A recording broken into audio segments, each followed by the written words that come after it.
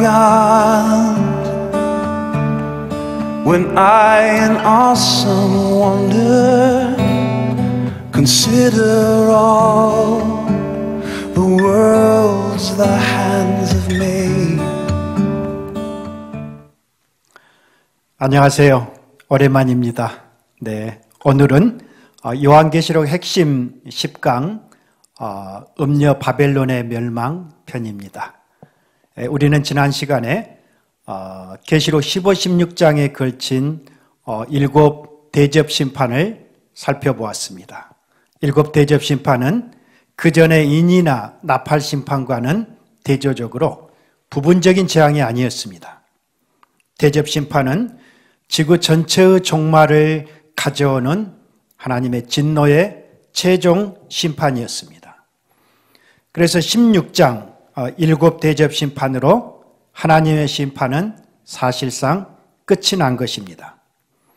7째 천사가 7 대접을 공중에 쏟을 때 큰 성 바벨론이 갈라지고 만국의 성들이 무너졌다는 그런 16장 19절에 대한 부연 설명이 이제 17장 18장에 나타난 음녀 바벨론의 멸망인 것입니다. 그래서 16장의 최종 심판 따로, 그리고 17, 18장의 음녀 바벨론의 제국의 심판 따로라는 그런 메시지가 아닌 것입니다. 이것은 하나님의 최종 심판의 종국인 음녀 바벨론의 악의 그런 축인 그 나라가 무릎을 꿇는 그런 구체적인 설명이 그런 7 대접 심판의 결론부로 등장한 셈입니다. 하나님을 대적하고 교회를 핍박하던 사탄과 그의 나라의 종말은 음료로 상징된 바벨론의 멸망으로 오늘 요한은 구체화시키고 있습니다. 오늘 10강 17, 18장은 바벨론의 비참한 최후를 다루고 있습니다. 17장이 바벨론의 종교와 정치에 대한 그런 전체적인 멸망이라고 한다면 18장은 바벨론의 경제적인 파멸을 다루고 있습니다. 우리는 여기서 왜 바벨론으로 상징되는 로마를 음녀라고 성경은 부르고 있는가? 그것은 음녀가 사람들을 그리스도에게서 멀어지게 하고 꼬드겨서 미혹한다는 사실을 암시하고 있는 것입니다. 이것은 바벨론으로 상징되는 로마가 주변의 모든 나라들을 음행으로, 결국은 계시록이나 묵시에서 상징하는 그 음행은 우상 숭배를 말하고 있습니다.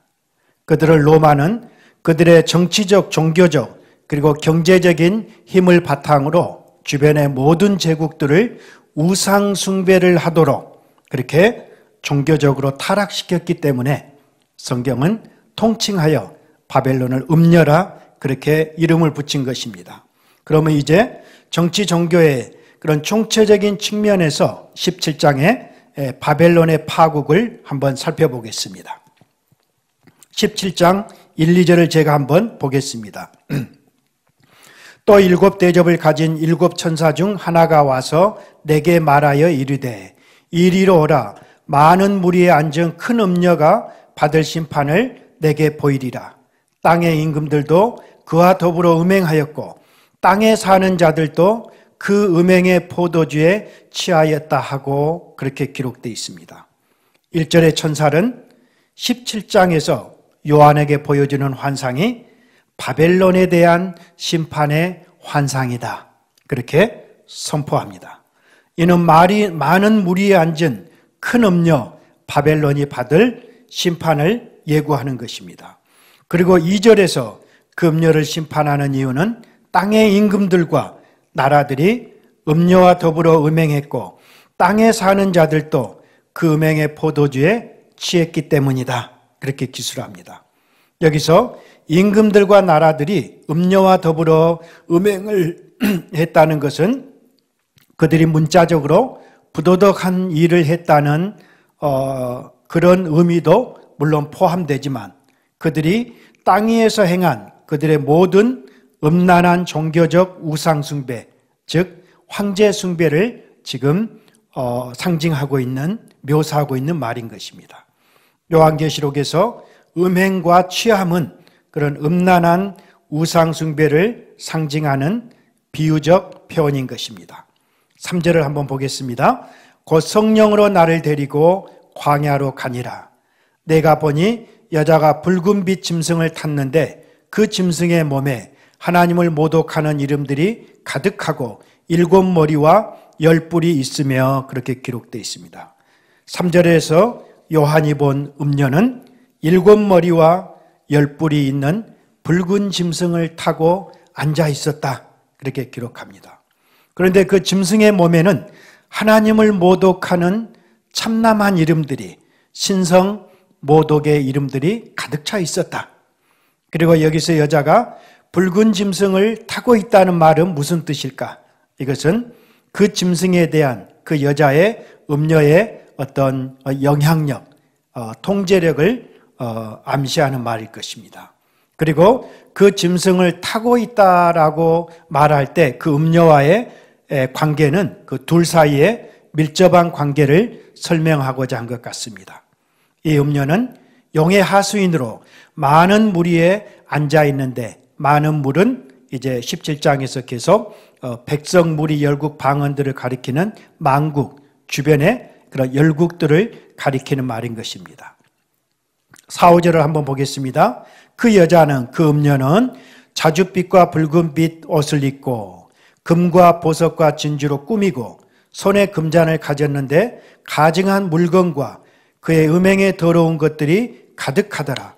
그의 이마에 이름이 기록되었으니 비밀이라, 큰 바벨론이라, 땅의 음녀들과 가증한 것들의 어미라 하였더라 기록되어 있습니다. 어린 양의 신부가 깨끗한 세마포옷을 입은 것과는 대조되게 음녀 로마는 값비싼 자줏빛과 붉은빛 옷을 입고 있습니다. 진귀한 보석과 금과 진주로 치장하고 있습니다. 그리고 그녀가 들고 있는 금잔 속에는 가증한 물건과 그의 음행에 더러운 것들로 가득 차 있더라고 기록합니다. 이것은 음녀의 과도한 사치와 극도로 타락한 속성을 드러내는 것입니다. 값비싼 의복과 보석들은 다른 사람들을 유혹하는 데 사용하는 그런 외적 매력을 나타내는 것 같습니다. 그 여자가 어떤 존재인가는 방금 읽은 대로 그 이마에 이름이 기록되었으니 그 세 가지 이름을 통해서 잘 알 수 있는 것 같습니다. 음녀의 이름은 비밀이었습니다. 음녀의 이름은 큰 바벨론이었습니다. 그리고 땅의 음녀들과 가증한 것들의 어미다, 그렇게 기록되어 있습니다. 여기서 비밀이란 지금까지 감추어져 있지만 이제 마지막 때에 계시될 그런 신적 비밀인 것입니다. 이는 다니엘서에 나타난 종말에 성취될 그런 은밀한 장래의 일에 대한 최종 계시일 것입니다.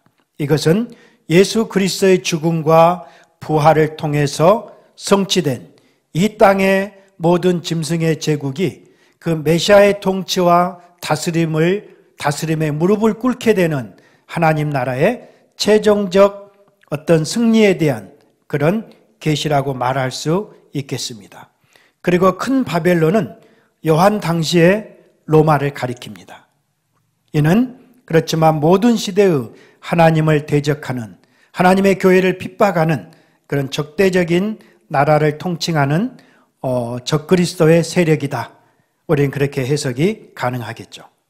그리고 세 번째로 음녀의 이름은 비밀이고 바벨론일 뿐만 아니라 땅의 음녀들과 가증한 것들의 어머니다, 그렇게 말하고 있습니다. 여기서 바벨론인 로마가 어미라는 말은 그런 로마 제국의 우상숭배, 즉 로마가 우상숭배자들의 어미라는 말이죠. 이것은 우상숭배 제도를 순종하도록, 우상을 숭배하도록, 황제를 숭배하도록 주변의 나라들에게 영향력을 끼치고 조정한다는 측면에 있어서 로마가 어미다, 그렇게 말하고 있는 것 같습니다. 음녀는 1세기에는 바벨론으로 상징되는 로마였을지 모르지만 이는 역사적으로 계속해서 사탄의 영향을 받는 어떤 정치적, 경제적, 종교적 제도를 통칭하는 말일 수 있겠습니다.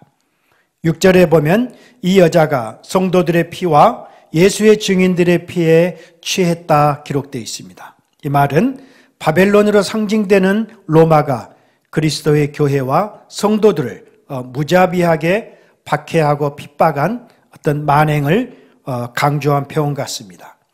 그런데 6절 하반절에 보면은요, 요한이 그 여자를 보고 놀랍게 여기고 크게 놀랍게 여기니 천사가 이르되 왜 놀랍게 여기냐? 내가 여자와 그가 탄 7머리와 10뿔 가진 짐승의 비밀을 내게 이르리라. 이렇게 천사가 요한에게 말하고 있습니다. 우리는 여기서 요한은 음녀의 무엇을 보고 놀랬을까? 우리는 그런 질문을 해볼 수 있을 것입니다. 아마 요한은 그런 큰 음녀의 엄청난 매력과 사악함, 그리고 세상에 영향을 끼치는 그런 아주 잔인한 영향력을 보고 놀랬을 것입니다. 이는 요한이 보고 경이롭게 여길 만큼 음녀는 사악한 매력으로 세상 사람들의 시선을 자극하고, 그리고 그들로 하여금 우상 숭배자로 우상을 숭배하도록 그들을 유혹하는 그런 아주 능력 있는 여인인 측면에서 음녀다, 음녀의 엄이다, 그렇게 이 말을 하는 것입니다. 그리고 7, 8절에 걸쳐서 보면 여자와 그가 탄 7머리와 10뿔 가진 짐승의 비밀을 이제 천사가 말해주기 시작합니다. 우리가 방금 읽은 대로 7머리와 10뿔 가진 짐승의 비밀을 내게 이르리라. 8절에 네가 본 짐승은 전에 있었다가 지금은 없으나 장차 무적행으로부터 올라와 멸망으로 들어갈 자니 땅에 사는 자들로서 창세 이후로 그 이름이 생명책에 기록되지 못한 자들이 이전에 있었다가 지금은 없으나 장차 나올 짐승을 보고 놀랍게 여기리라고 기록되어 있습니다. 요한이 본 짐승의 비밀은 전에 있었지만 지금은 없습니다. 그런데 그는 장차 무적행으로부터 올라와 멸망으로 들어갈 자, 알 듯 모를 듯 아리송한 표현입니다. 이 짐승은 13장에 언급된 바다 짐승이죠. 그죠? 그 바다 짐승은 우리가 그 적그리스도로 로마로 우리가 그렇게 표현했었죠. 죽게 되었던 상처가 나아서 다시 살아난 짐승.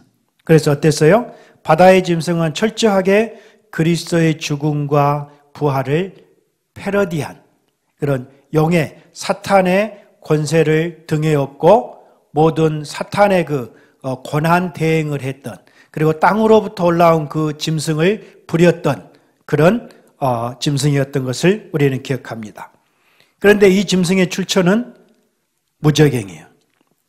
그리고 그 짐승이 들어갈 최종 운명은 불못이다, 지옥이다, 그렇게 말하고 있습니다. 그리고 9절에서 11절에 걸쳐서 9절은 이렇게 말하죠. 지혜 있는 뜻이 여기 있으니 그 7머리는 여자가 앉은 7산이요 또 7왕이라 그렇게 말하고 있습니다. 7머리는 7상과 7제국을 상징합니다.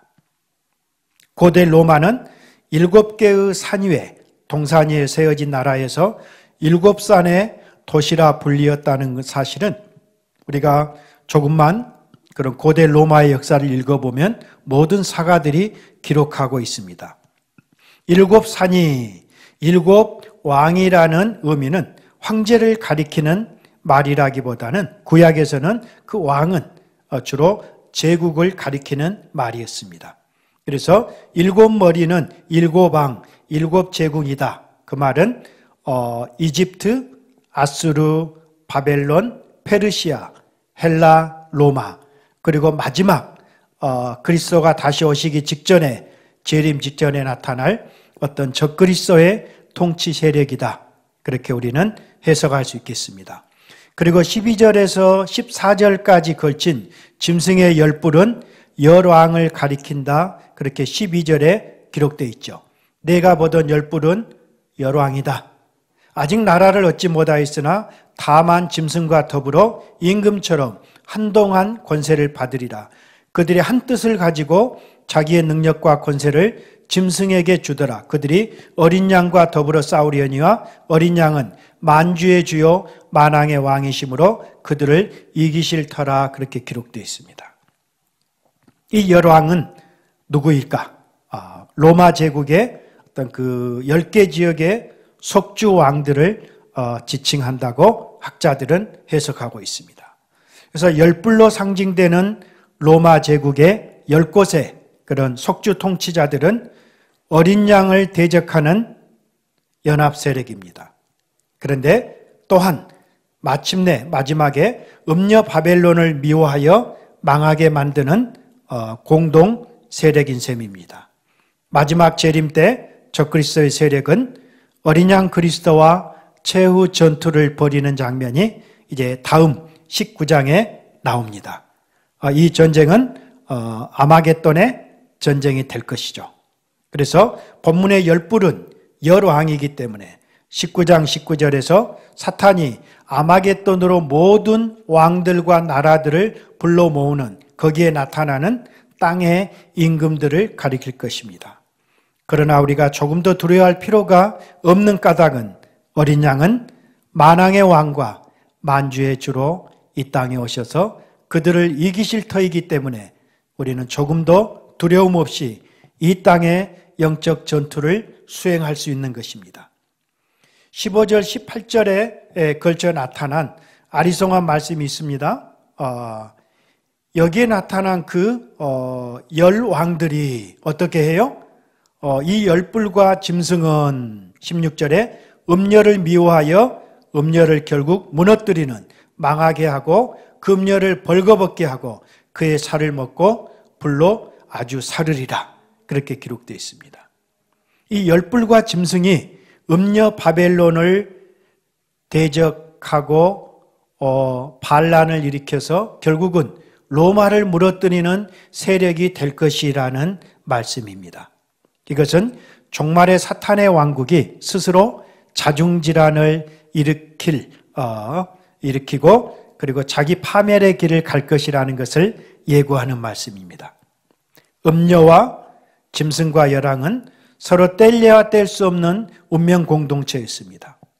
그러나 그들은 종국에 서로 물고 뜯는 관계로 돌변해서 음녀 로마 제국을 무너뜨리는 무서운 그런 반역에 대한 스스로 적진이 무너지는 그런 것에 대한 그런 묘사라고 말할 수 있습니다. 그리고 음녀가 앉아있는 물은 백성 무리 열국 방언을 가리키는 만국 나라들 백성들을 말하죠. 그래서 음녀가 많은 무리에 앉아있다는 것은 결국 땅의 왕들을 다스리는 큰 로마 제국의 그 세력과 권세를 비유적으로 표현한 것이죠. 그런데 이때 그들은 어떻게 생각해요? 이는 하나님이 자기 뜻대로 할 마음을 그들에게 주사 한 뜻을 이루게 하시고 그들의 나라를 그 짐승에게 주게 하시되 하나님의 말씀이 응하기까지 하심이라 그렇게 기록되어 있습니다. 어둠의 세력들은 자신의 악한 계획대로 꿈을 꾸고 계획하고 모든 일이 자신의 뜻대로 이루어진다고 착각했을지 모릅니다. 그러나 결국에는 17절에 방금 우리가 읽은 대로 하나님의 거룩한 뜻을 이루는 그런 섭리의 도구에 불과하다는 그 진리를 성경은 증언하고 있습니다. 하나님의 선하신 뜻과 말씀의 성취는 좁은 의미에서는 큰 음녀의 로마의 심판으로, 궁극적으로는 하나님의 말씀을 통한 최후의 심판과 관계된 모든 하나님의 선하신 약속들의 성취다. 우리는 그렇게 말할 수 있겠습니다. 17장을 마치면서 17장이 주는 교훈은 세상 열강의 흥망성쇠는 철저하게 하나님의 주권적 그런 섭리에 의해서 진행된다는 것을 우리는 먼저 생각해야 합니다. 그리고 과거의 제국들이 하나님을 대적하고 교회를 핍박하고 그들이 그 세상을 사는 동안에 모든 그런 부귀영화를 누렸을지 몰라도 결국은 하나님의 그런 역사적 심판을 받고 역사의 무대로 사라졌던 점을 우리는 기억해야 합니다. 바벨론이 그랬습니다. 페르시아가 그랬고 헬라가 그랬고 로마가 그랬고 그리고 영원히 태양에 해가 지지 않는 나라 대영제국이나 스페인이나 러시아나 그리고 현재 미국이나 중국에까지도 결국은 이 땅에 다시 오실 그런 영원한 메시아의 나라의 통치만 우뚝 서고 이 세상의 권세와 세력들은 하나님의 도구로 하나님의 뜻을 이루는 하나님의 나라를 세우는 그런 수단에 불과하다는 것을 우리가 기억하고 주님 오시는 그날까지 우리가 신실한 모습으로 이 땅의 경주를 다해야 할 것입니다. 이제 18장을 넘어가 보도록 하겠습니다. 17장에서 바벨론의 멸망을 어떤 정치와 종교적인 측면에서 전체적으로 묘사했다면 이제 18장은 바벨론이 멸망하게 된 실제적인 원인과 결과를 경제적인 측면에서 설명합니다. 먼저 18장 1절에서 3절을 제가 대독하겠습니다. 이 일 후에 다른 천사가 하늘에서 내려오는 것을 보니 큰 권세를 가졌는데 그의 영광으로 땅이 환하여지더라. 힘찬 음성으로 외쳐 이르되 무너졌도다 무너졌도다 큰 성 바벨론이여 귀신의 처소와 각종 더러운 영이 모이는 곳과 각종 더럽고 가증한 새들이 모이는 곳이 되었도다. 그 음행의 진노의 포도주로 말미암아 만국이 무너졌으며 또 땅의 왕들이 그와 더불어 음행하였으며 땅의 상인들도 그 사치의 세력으로 치부하였도다 하더라 기록되어 있습니다. 하늘에서 내려온 권세 있는 영광스러운 천사는 바벨론의 최종 멸망을 선포합니다. 무너졌도다 무너졌도다 큰 성 바벨론이여. 힘차게 외치는 이 큰 권세를 가진 그런 환한 영광으로 가득한 이 천사는 누구일 것인가? G.K. 빌 박사 같은 경우는 어떤 그 야훼의 사자의 모습에 그런 비견되는 어떤 그 그리스도의 현현의 사건으로 보는 것 같습니다. 그렇지만 어떤 그리스도의 현현보다는 여기서 막강한 권세를 가진 우리는 힘센 천사로 그냥 그렇게 문자적으로 이해할 수 있을 것 같습니다. 이해하면 좋을 것 같습니다. 그런데 여기서 바벨론이 확실히 멸망했다는 것은 2절에 나타난 대로 그들의 소굴이 귀신과 각종 더러운 영과 더러운 새들이 사는 그런 황폐한 성으로 묘사된 곳에서 우리는 알 수 있습니다. 그리고 3절은 바벨론의 멸망에 대한 세 가지 이유를 설명합니다. 금행의 진노의 포도주로 말미암아 만국이 무너졌다 그렇게 말합니다. 로마 바벨론은 음행의 포도주로 만국을 부패했기 때문입니다. 부패하게 만들었기 때문입니다. 여기서 음행은 그들의 그런 우상 숭배, 황제 숭배를 지칭하고 있다. 우리 이미 살펴보았습니다. 둘째, 바벨론이 멸망한 이유는 땅의 왕들이 바벨론과 더불어 음행하였기 때문이다. 그렇게 말합니다. 이 말은 그들이 로마 제국의 세력을 등에 업고 성도들을 핍박한 것을 표현한 것입니다. 셋째, 바벨론이 멸망한 이유는 그들의 과도한 사치와 치부 때문이다. 그렇게 말합니다. 로마는 세계를 정복함으로 비정복 국가들을 착취해서 엄청나게 비대해졌습니다.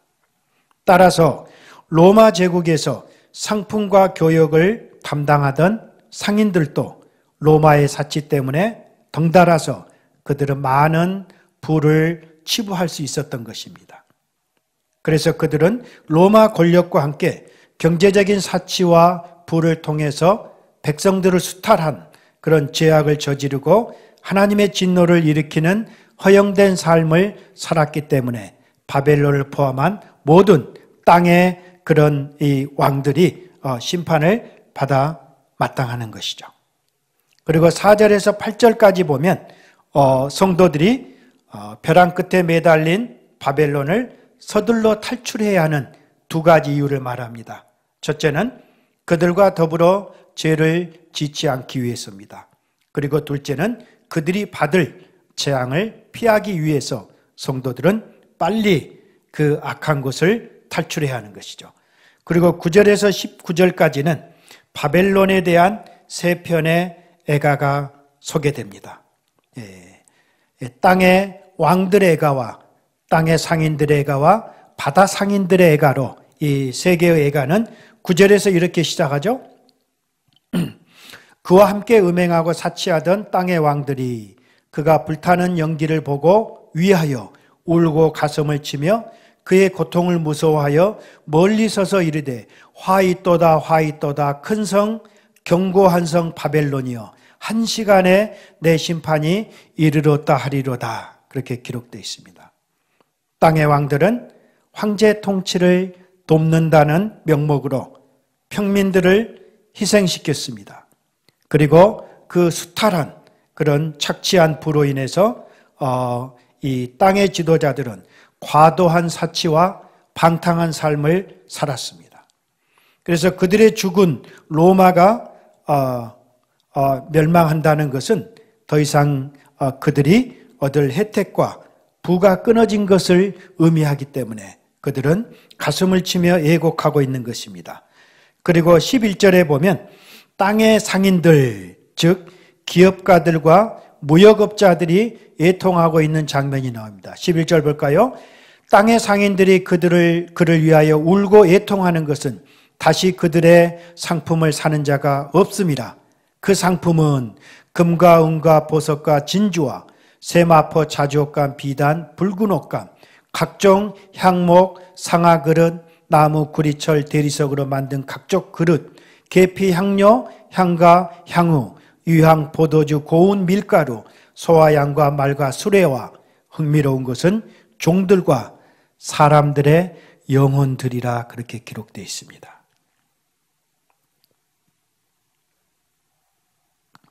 일곱 종류로 구별된 28품목의 보석류, 의류, 향품류, 식료품류, 가축류, 그리고 사람들의 영혼을 사고 파는 무시무시한 그런 노예 상거래까지 굉장히 슬프고 그런 흥미로운 그런 사치스러운 그런 그 상품들을 여기에 나열하고 있습니다. 그래서 더 이상 이런 사치스러운 상품을 사줄 만한 사치스러운 국가가 더 이상 존재하지 않기 때문에 땅의 상인들은 바벨론의 로마의 멸망을 보고 애곡하고 있는 것입니다. 세 번째는 17절 하반절에 나오죠. 모든 선장과 각처를 다니는 성객들과 선원들과 바다에서 일하는 자들이 멀리 서서 불타는 연기를 보고 외쳐 이르되 이 큰 성과 같은 성이 어디 있느냐 하며 티끌을 자기 머리에 뿌리고 울며 애통하여 외쳐 이르되 화이또다 화이또다 이 큰 성이여 바다에서 배부리는 모든 자들이 너의 보배로운 상품으로 치부하였더니 한 시간에 망하였도다. 그렇게 슬퍼하고 있습니다. 그들은 바다의 상인들이었습니다. 로마 제국은 우리가 알다시피 지중해를 중심으로 지금의 유럽, 아프리카, 그리고 소아시아 이르기까지 모든 그런 상권들을 쥐고 흔들었던 바다의 대제국이었죠.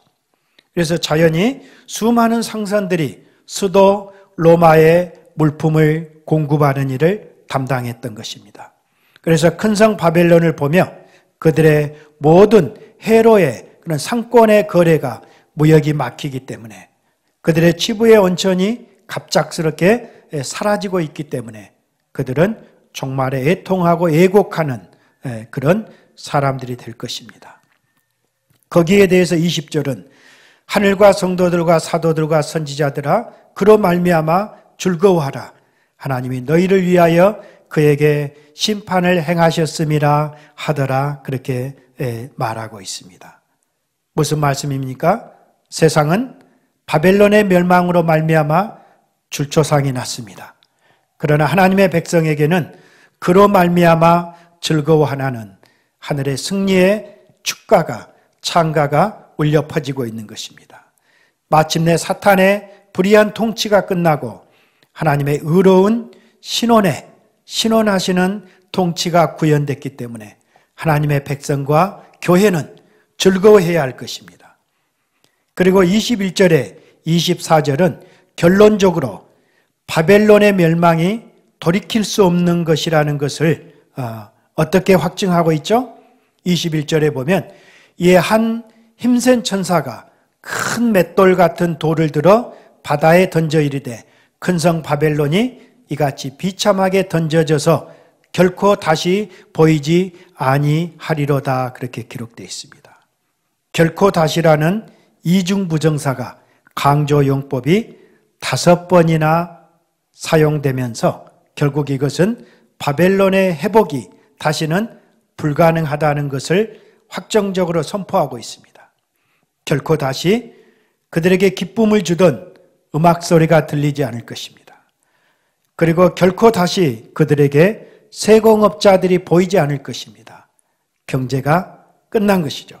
그리고 그들이 다시는 맷돌 소리를 듣지 못하게 될 것이라는 그런 생필품의 그런 모든 곡물의 그 어떤 부재를 묘사하고 있습니다. 그리고 결코 다시 그들에게 등불빛이 사라진다는 것은 바벨론이 황폐한 그런 찬란한 빛의 도시가 이제는 황폐한 어둠의 도시로 변하게 될 것이라는 것을 예고합니다. 마지막으로 결코 다시는 흥겨운 신랑과 신부의 음성을 듣지 못하리라고 말합니다. 이것은 사탄의 나라의 비참한 종식을 예고합니다. 사탄의 나라의 종식에 반해서 다음 19장에는 영광스러운 하나님의 교회가 어떻게 아름다운 정결한 신부로 단장하고 신랑 되신 그리스도와의 혼인잔치로 초대되는 그런 우리 교회의 그 재림 예수님을 맞이하는 교회의 혼인잔치의 극적인 그런 대조를 사탄의 나라의 이런 최후 심판을 통해서 비춰지고 있는 것 같습니다. 5대양 6대지에 흩어져 계시는 사랑하는 성도 여러분, 영원할 것 같은 바벨론 제국의 멸망은 저와 여러분들에게 이 세상의 어떠한 것도 영원하지 못하다는 것을 교훈하고 있습니다. 우리들이 살고 있는 이 땅이 영원하지 않을 것이다. 우리들의 눈에 보이는 것이 전부가 아니다. 아침 안개와 같을 것이다. 그렇기 때문에 우리는 어떻게 살아야 하는가? 이 땅의 권세도, 이 땅의 명예도, 저와 여러분이 가진 모든 소유조차도, 외모도 건강까지도 그것이 하루아침에 무너질 수 있다는 사실을 우리는 기억하면서 이 땅을 걸어가는, 달려가는 그런 순례자가 되어야 할 것입니다. 바벨론의 멸망은 결코 갑작스러운 것이 아니었습니다. 이미 예고된 멸망이었습니다. 1세기 그들은 왜 깨닫지 못했을까요? 아니 21세기를 살아가는 저와 여러분은 왜 우리들의 삶의 문제 속에서 우리들 자신을 제대로 보고 있지 못하는 것일까요? 영원할 것만 같은 바벨론의 멸망이 순식간에 이르렀다고 한다면 오늘 저와 여러분에게 주시는 하나님의 경고와 책망이 우리들의 삶 속에 있다고 한다면 우리는 깊이 그 책망의 말씀을 듣고 회개하고 다시 오시는 주님을 향한 그런 정결한 신부로 단장되는 저와 여러분일 수 있기를 바랍니다. 다음 핵심 11강은 계시록 19장 20장의 말씀으로 예수 그리스도의 재림과 하나님의 힘보자 심판, 백보자의 심판의 말씀이 되겠습니다. 감사합니다. The world's the hands